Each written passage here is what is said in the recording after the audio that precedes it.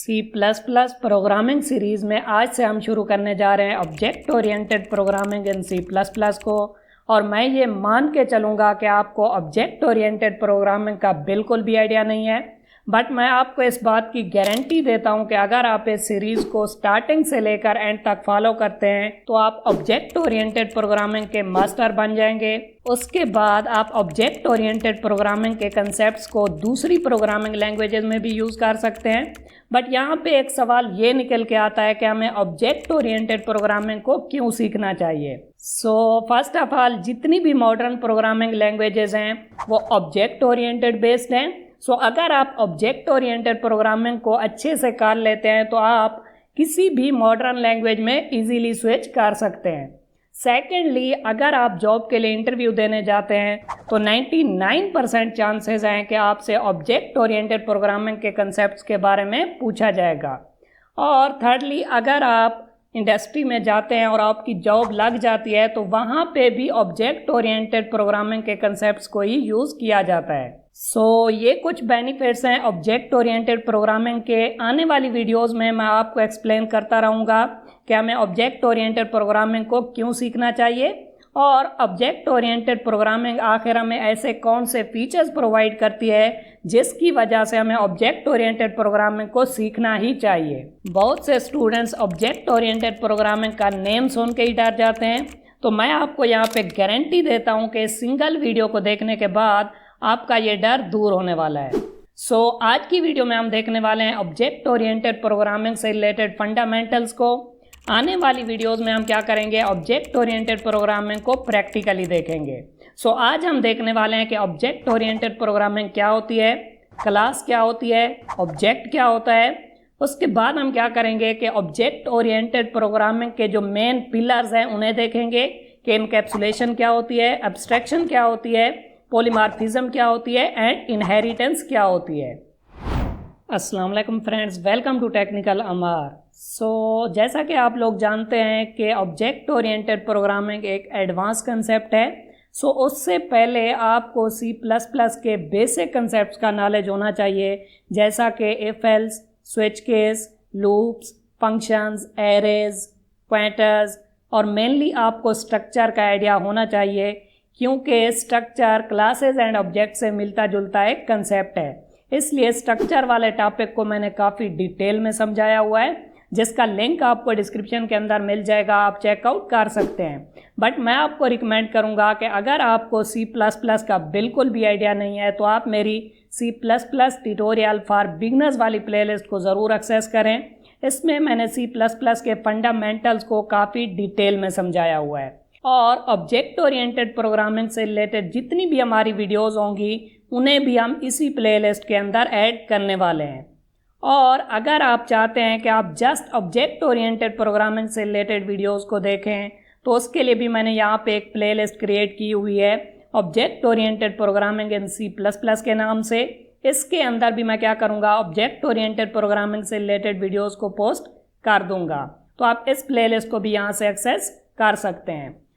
मैं तो object oriented programming को लेकर काफ़ी एक्साइटेड हूँ। अगर आप भी एक्साइटेड हैं तो आप कमेंट सेक्शन में मुझे बता सकते हैं। मैं क्या करूँगा, कमेंट सेक्शन में एक कमेंट पिन कर दूंगा, आर यू एक्साइटेड। तो आपने क्या करना है, वहाँ पे यस लिखना है। फर्स्ट ऑफ ऑल हम क्या करते हैं, एक छोटा सा डिफरेंस देख लेते हैं procedural oriented and object oriented programming के दरमियान में। हमारे पास जो सी लैंग्वेज थी, कोबोल थी, वो प्रोसीजरल ओरिएंटेड प्रोग्रामिंग लैंग्वेज थी। सी प्लस प्लस क्या है, दोनों को सपोर्ट करती है, procedural oriented programming and object oriented programming को। प्रोसीजरल ओरिएंटेड प्रोग्रामिंग में दरअसल क्या होता है कि हम जो काम करते हैं वो फंक्शंस की बेस पे करते हैं। अगर हमारा प्रोग्राम बड़ा होता जाता है तो हम क्या करते हैं, उसे डिवाइड करते हैं छोटे छोटे पार्ट्स में फंक्शंस बना के। ऑब्जेक्ट ओरिएंटेड प्रोग्रामिंग में क्या होता है कि अगर मैं यहाँ पे आपको एक एग्जांपल दूँ, मैंने क्या करना है, यहाँ पे एक सॉफ्टवेयर बनाना है यूनिवर्सिटी के लिए। तो उसके लिए मुझे क्या करना पड़ेगा, स्टूडेंट के डेटा को भी मैनेज करना पड़ेगा, टीचर्स के डेटा को भी मेंटेन करना पड़ेगा और फैकल्टी के डेटा को भी मेंटेन करना पड़ेगा। तो अगर हम ये सॉफ्टवेयर बनाते हैं प्रोसीजरल ओरिएंटेड प्रोग्रामिंग की मदद से तो हमें क्या करना पड़ेगा, यहाँ पे फंक्शंस बनाने पड़ेंगे। तो फंक्शंस की मदद से हम क्या करेंगे, इस प्रोग्राम को, इस सॉफ्टवेयर को छोटे छोटे पार्ट्स में डिवाइड करेंगे। बट यहाँ पे आप देखें कि प्रोसीजरल ओरिएंटेड प्रोग्रामिंग में दरअसल क्या होता है कि हम जो फंक्शंस बनाते हैं उन्हें कुछ नेम्स देते हैं। तो क्या होगा, स्टूडेंट से रिलेटेड कुछ फंक्शंस होंगे वो कहीं पे पड़े होंगे, और टीचर से रिलेटेड कुछ फंक्शंस होंगे वो किसी और जगह पे पड़े होंगे, और यहाँ पे फैकल्टी से रिलेटेड जो फंक्शंस एंड वेरिएबल्स होंगे वो किसी और जगह पे पड़े होंगे। बट ऑब्जेक्ट ओरिएंटेड प्रोग्रामिंग हमें यहाँ पे इनकैप्सुलेशन का कंसेप्ट देता है, और भी बहुत से ऑब्जेक्ट ओरिएंटेड प्रोग्रामिंग में कंसेप्ट हैं जिन्हें आने वाली वीडियोज़ में हम प्रैक्टिकली देखेंगे।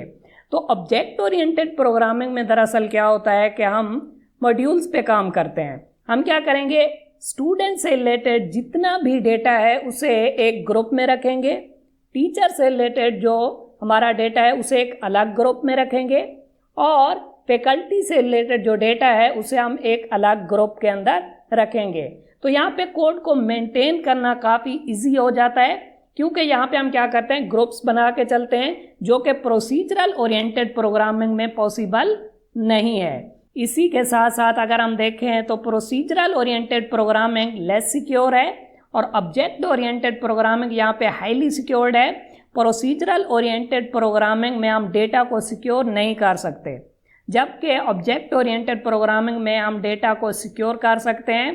सो यहाँ पे हमें डेटा हाइडिंग का कंसेप्ट भी देखने को मिल जाता है, और भी बहुत से डिफरेंसेस हैं जिन्हें हम आने वाली वीडियोज़ में काफ़ी डिटेल में देखेंगे। सो अब हम देख लेते हैं कि ऑब्जेक्ट ओरिएंटेड प्रोग्रामिंग क्या होती है। इसकी शॉर्ट फॉर्म क्या है, OOP. Object oriented programming is a programming approach to build software systems. बहुत से स्टूडेंट्स ये समझते हैं कि ऑब्जेक्ट ओरिएंटेड प्रोग्रामिंग एक अलग प्रोग्रामिंग लैंग्वेज है। तो मैं आपको यहाँ पे बताता चलूँ कि ऑब्जेक्ट ओरिएंटेड प्रोग्रामिंग एक अलग प्रोग्रामिंग लैंग्वेज नहीं है, बल्कि ये क्या है, एक अप्रोच है, एक स्टाइल है किसी भी सॉफ्टवेयर सिस्टम को बनाने के लिए जो कि हम यूज़ करते हैं। So object oriented programming uses the concept of object and classes to model the real world entities. So object oriented programming की मदद से हम क्या करते हैं, रियल वर्ल्ड एंटिटीज़ को मॉडल करने के लिए क्लासेस एंड ऑब्जेक्ट्स का यूज़ करते हैं। सो यहाँ पे क्लास क्या होती है, ऑब्जेक्ट क्या होता है। So object represent a person, place और thing in real world. So object क्या होता है कि इस दुनिया के अंदर जितनी भी चीज़ें हैं उन्हें हम ऑब्जेक्ट कंसीडर कर सकते हैं, चाहे वो किसी पर्सन का नेम हो, जैसा कि फॉर एग्जांपल मैं एक ऑब्जेक्ट हूँ। किसी भी जगह का नेम ऑब्जेक्ट हो सकता है। कोई भी चीज़ दुनिया में अगर एग्जिस्ट करती है तो वो ऑब्जेक्ट हो सकती है। सो ऑब्जेक्ट क्या होता है, ऑब्जेक्ट हम उसे कहेंगे जिसका स्ट्रक्चर होगा और उसका बिहेवियर होगा। फॉर एग्जांपल कार को हम एक ऑब्जेक्ट कह सकते हैं, क्योंकि उसका एक स्ट्रक्चर है, उसके 4 व्हील्स हैं, उसकी बॉडी है और उसका कोई कलर है। तो ये क्या है, उसकी प्रॉपर्टीज़ हैं, उसका स्ट्रक्चर है। इसी तरह अगर हम उसके बिहेवियर को या फंक्शंस को या मेथड्स को देखें तो क्या है, कार ड्राइव हो सकती है, उसमें गियर्स चेंज हो सकते हैं। तो ये क्या है, उसका एक बिहेवियर है। इसी तरह अगर हम चाहें तो फ्रूट को भी एक ऑब्जेक्ट कह सकते हैं। सो यहाँ पे फ्रूट भी क्या है, एक ऑब्जेक्ट है, क्योंकि हर फ्रूट का एक स्ट्रक्चर होता है, उसका एक कलर होता है और उसके कुछ बिहेवियर्स होते हैं। सो अब हम क्या करते हैं, क्लासेस एंड ऑब्जेक्ट्स को प्रैक्टिकली देख लेते हैं। सो प्रीवियस वीडियो में मैंने काफ़ी डिटेल में समझाया था कि स्ट्रक्चर क्या होता है और हम स्ट्रक्चर को किस तरह से यूज़ कर सकते हैं। आने वाली वीडियो में हम क्लासेस एंड ऑब्जेक्ट्स को काफ़ी डिटेल में देखेंगे, जिसमें हम इससे रिलेटेड एक प्रैक्टिकल प्रोग्राम भी देखेंगे। यहाँ पे मैं आपको जस्ट ओवरव्यू दे देता हूँ कि क्लास क्या होती है और ऑब्जेक्ट क्या होता है। तो हमने प्रीवियस वीडियो में देखा था कि हम स्टूडेंट टाइप का एक स्ट्रक्चर किस तरह से बना सकते हैं। तो इसके अंदर हमने क्या किया था, यहाँ पे 3 मेंबर वेरिएबल्स बनाए थे, roll number, name and marks. और यहाँ पे हमने क्या किया था, 2 फंक्शंस बनाए थे, set student data and show student data. उसके बाद हमने क्या किया था, यहाँ पे मेन फंक्शन के अंदर स्टूडेंट टाइप का एक वेरिएबल बनाया था और उसी वेरिएबल की मदद से हमने क्या किया था, सेट स्टूडेंट डेटा फंक्शन को कॉल किया था। तो यहाँ पे क्या होगा, ये वाला फंक्शन कॉल होगा और यहाँ पे हमने क्या किया था कि यूज़र से वैल्यूज़ ली थी roll number, name and marks के लिए। तो क्या होगा, S1 जो हमारा वेरिएबल है उसके अंदर roll number, name and marks की वैल्यू आ जाएगी।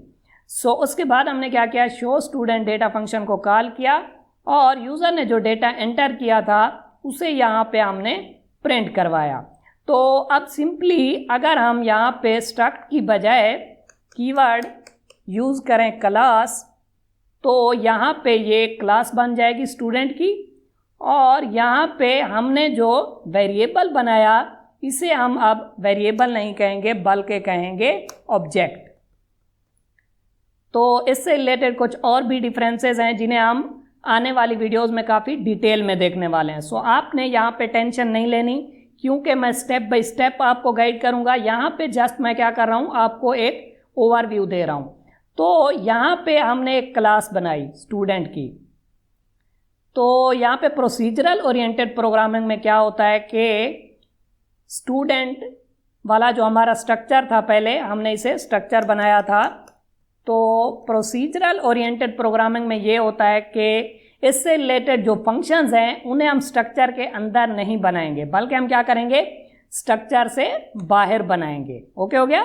बट ऑब्जेक्ट ओरिएंटेड प्रोग्रामिंग में हम क्या कर सकते हैं, इन फंक्शंस को स्ट्रक्चर के अंदर बना सकते हैं। तो हमने क्या किया था, यहाँ पे स्ट्रक्चर के अंदर फंक्शंस को बनाया था।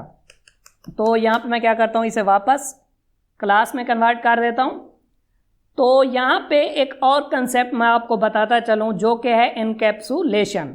इनकैप्सुलेशन का कंसेप्ट क्या कहता है कि एक एंटिटी से रिलेटेड जितना भी डेटा है, एंटिटी यानी कि कोई भी ऑब्जेक्ट, फॉर एग्जांपल यहाँ पे हमने स्टूडेंट टाइप की एक क्लास बनाई और यहाँ पे हमने स्टूडेंट टाइप का एक वेरिएबल बनाया। फॉर एग्जांपल यहाँ पे मैं वेरिएबल का नेम रखता हूँ अमार।